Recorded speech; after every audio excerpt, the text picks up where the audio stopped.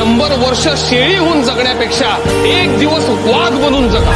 आठवता इतिहास तेही साहित्य बोलकी, तेही साहित्य बोलकी, नाही हालकी फुलकी आणि माणस मानसा जणू सोनिया सारखी, जणू सोनिया सारखी, माणूस केलाच तारखी, उकी राहण गावकी, गावकी न मारकी, गावकी न मारकी, होती आमुची मालकी.